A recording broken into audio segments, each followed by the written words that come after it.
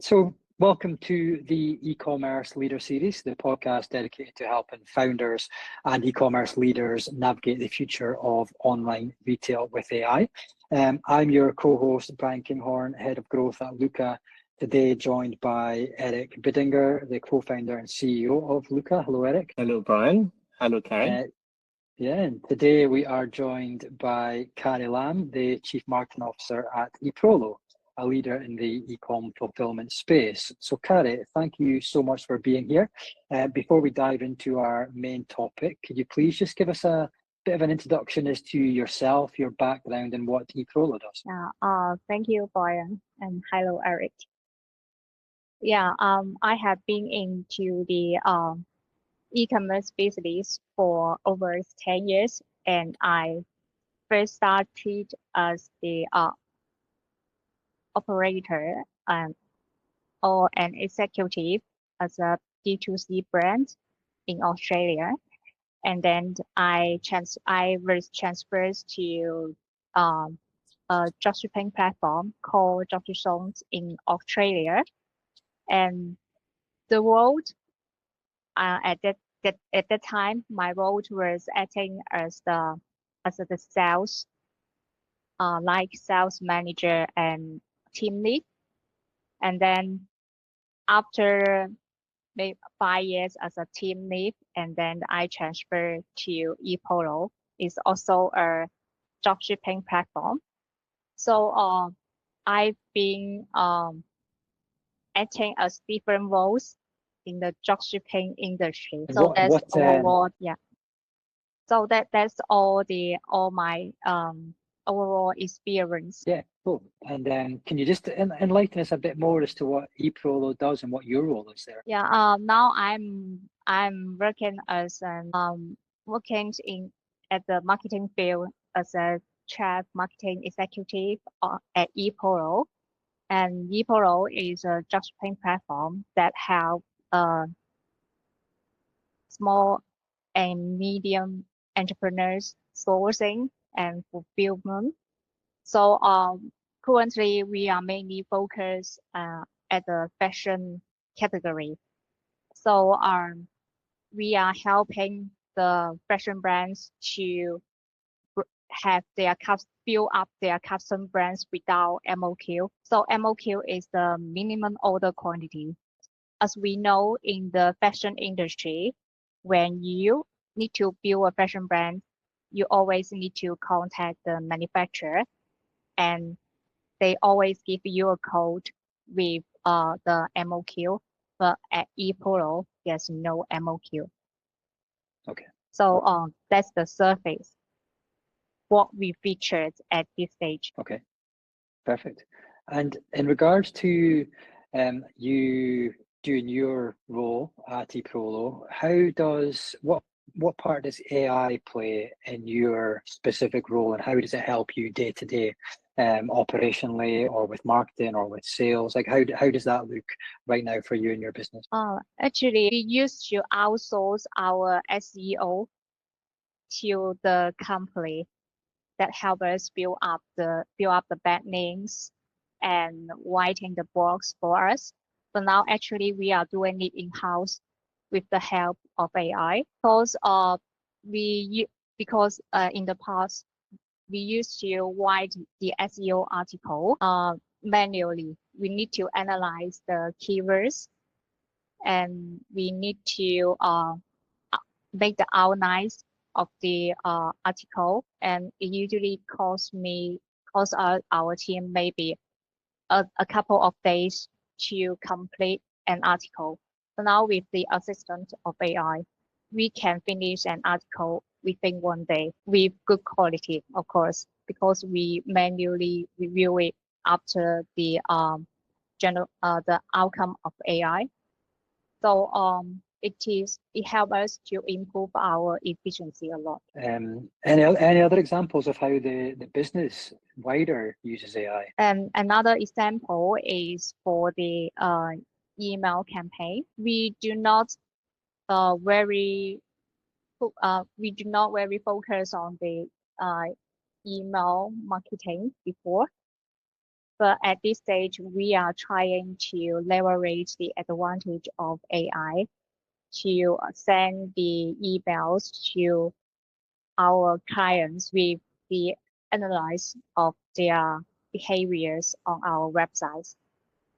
So we can trigger their actions more accurately. So those actions actually can convert the sales from our clients. Yeah, nice. And how much time do you feel that saved you in your business? But there's quite a lot because we used to spend a lot of times on the articles and analyze all the keywords and the role match from our clients. So maybe we used to spend a week to do the SEO, and now we will cut it to maybe 3 days.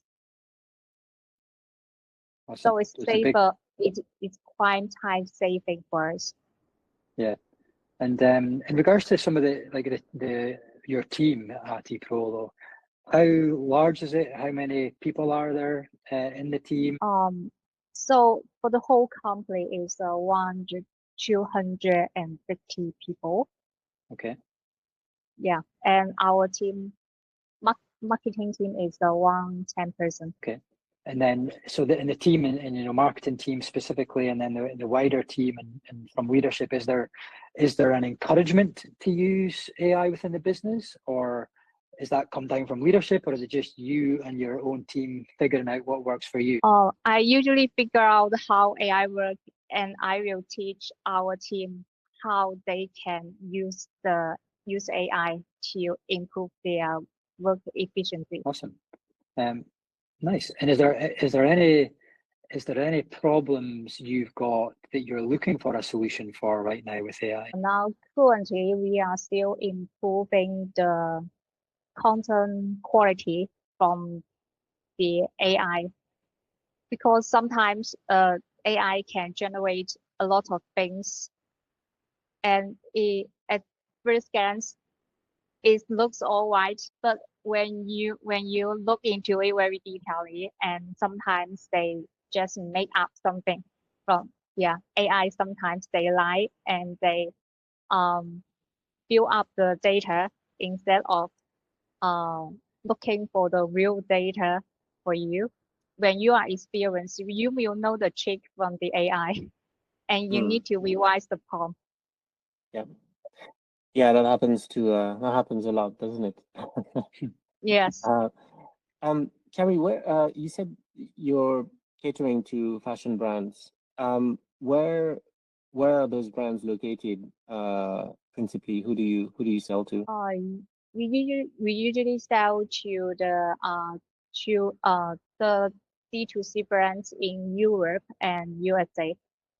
Any particular countries where you have a good footprint? Most our clients from Europe are in Italy, France, Spain, and Turkey, and UK as well. Interesting. And so for your own business's marketing, Carrie, are you doing any such things like paid advertising on social media or online? Yeah, we invest in the paid advertising like Google Ads, and we used to test on some social media as well, like Reddit, but the result was not as expected. Okay. And how do you analyze what's working for you on your paid advertising? Do you have any tools to help analyze that side of things? Currently, we still are doing the Google Ads manually at this stage because, as I mentioned, I try to upload the data for AI to analyze for the Google Ads, but the results was not good enough, not smart as human at this stage. Yeah. So actually, I just combine. I ask AI for some decisions, but I keep my own opinions for the Google Ads adjustment. Could you describe a little bit that process? Like, what did you do? Did you download a report from Google Ads and then put that into ChatGPT and ask questions to ChatGPT? Is that what you did? Yes, I export the keywords performance like kids raised and the registrations results from the Google Ads from the back end, and then I upload it to ChatGPT and ask it to give me what kind of keywords that I need to remove and what kind of keywords that I need to keep or increase the bid. Yeah, it's interesting, right, Brian? Because we had another user client who is doing this as well, and in his case, whatever came out of ChatGPT was really not very good. Because I think basically it's just lacking the right context to be making that kind of decision. It's like asking someone who's quite smart but has never seen your business to give you an opinion on something that's very detailed and very granular. It's very difficult. Yeah, because from my experience, AI they are good at the data analysis sometimes, but they are quite limited because all of their information they use or they cite are from the internet. Actually, they cannot access the back end of our business or our internal data. So that's why the performance is not as good as expected. Yeah, and you don't want them to assess the back end of your performance because obviously that's confidential data. So that's the issue. Yes. Yeah. So Yes, what you then need is a tool that plugs into all your various data sources that understands your business, and then you can ask it conversationally for analysis on what your performance of your Google AdWords, for an example, and any social media advertising that you're doing. That's where then you can get real proper answers, and being able to trust the data that you're given is, if you had a tool that could help you do that, would that be something that would be of benefit to you? Yes. I think in the future that AI would be smart enough, but at this stage it's not that good for the vital decision. Okay, well, maybe we can show you something that proves that it is helpful for your business, so we can come on and explain that for you in detail as well. Yeah, maybe. Because actually I would expect AI can automate our business more comprehensively. And before this podcast, I was trying to set up the open cloud on my own laptop to automate some daily tasks for me, but I'm still just at the discovering stage. Right. Oh, did you say open cloud? Because Yeah. if yes, be careful. Be very careful. It's there's a lot of horror stories out there of people who have done that and given access to their root files to OpenClaw, and then it just goes out and does a bunch of things that you don't want it to do. So yeah, it's anyway. Be careful how you handle Thanks that. for the reminder. I just Yeah. log out my iCloud before I install it. Yeah. So it sounds like that you're intrigued. You're intrigued about how AI can help you and your role. Is that correct to say? Yeah, you're looking to adopt more AI where necessary and where feasible to help you and your business. Is that correct? Yes. We are always looking for how AI can improve our marketing performance and automated our marketing process because at this stage AI are developing quite fast, and actually it changed the traffic channel. Like before we focus on SEO and we focus on the Google search.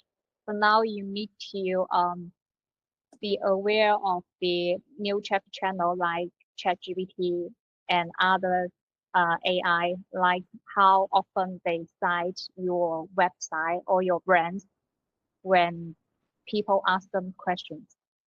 Do you have a strategy to handle this? We call it GEO, so it's the new SEO, it's generative engine optimization. Do you have a strategy to make sure that your brand is coming up on top of any search that's done by ChatGPT or Perplexity or Gemini? Yes, I am doing the research in the recent weeks, and I use some software or AI to export the cited. Mhm. I think I do in this way. I export the report from the all the AI how they cite EPROLO from their answers.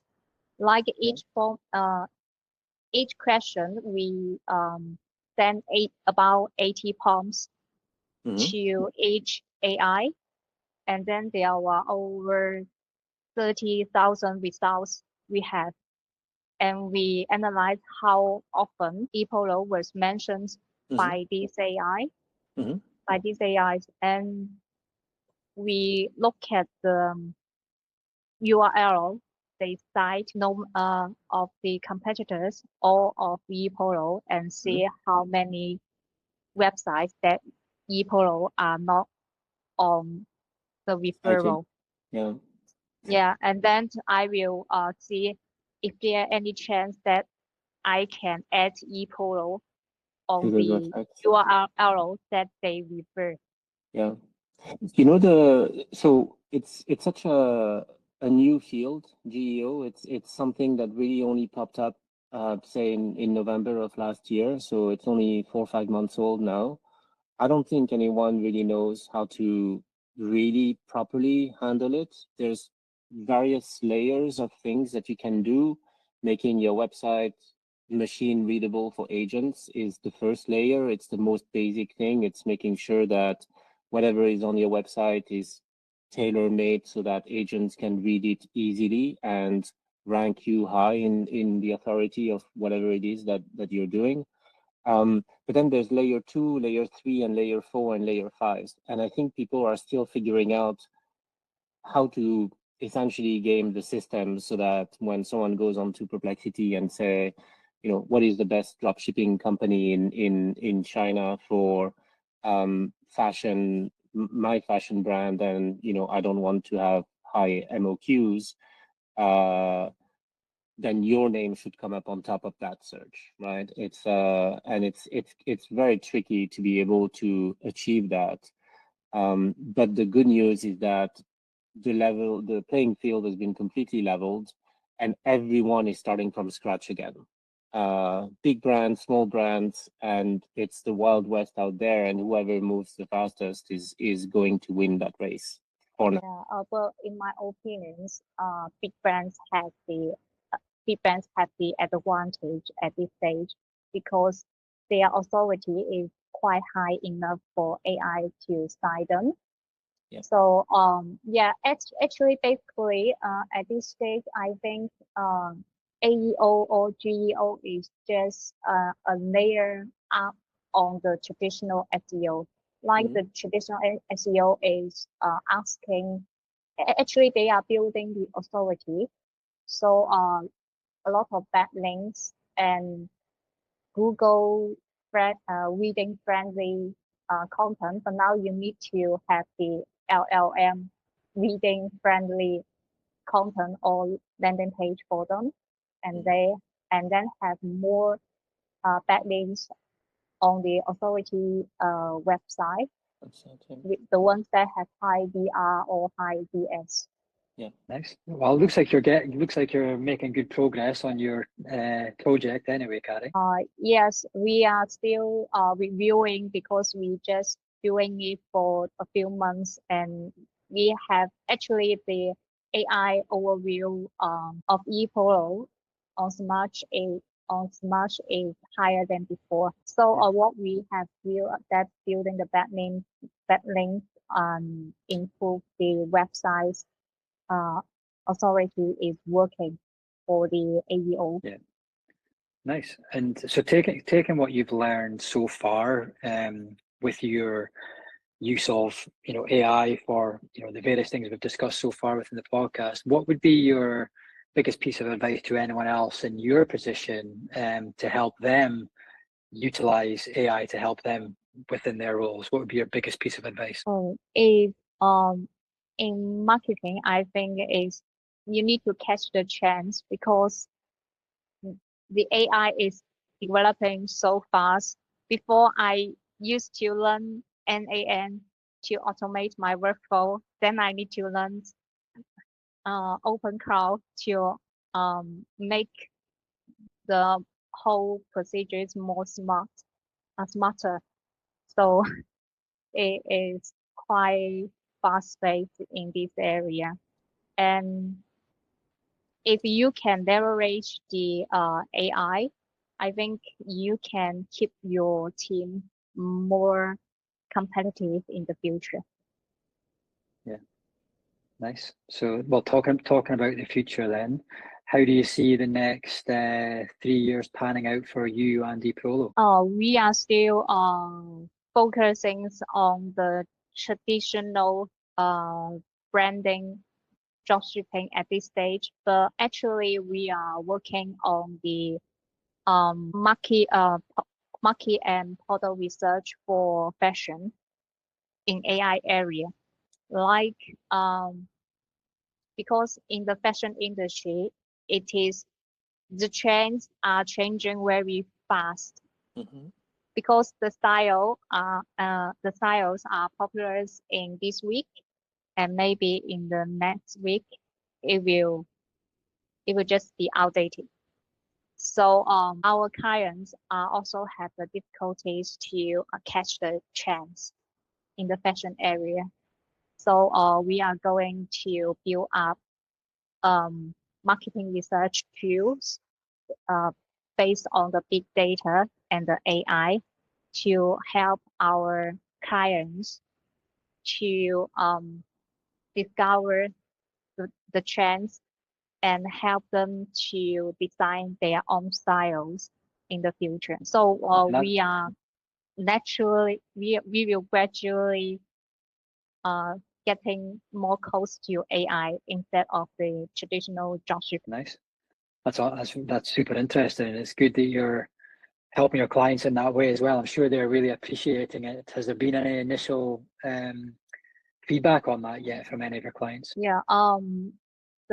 Actually the tools are not built up yet. It's not launched yet. Oh, okay. It's not launched quite yet. Under developed. Yeah. Okay. Cool. So that's well, the I'm sure it future. will. I'm sure it will be. I'm sure it will be very helpful for them. Well, I mean that's been amazing to hear a bit more about you and your business, Carry. Before we wrap up, where can our listeners find you, and EPROLO? They can go to our linking page, EPROLO, or access to our official website. Perfect.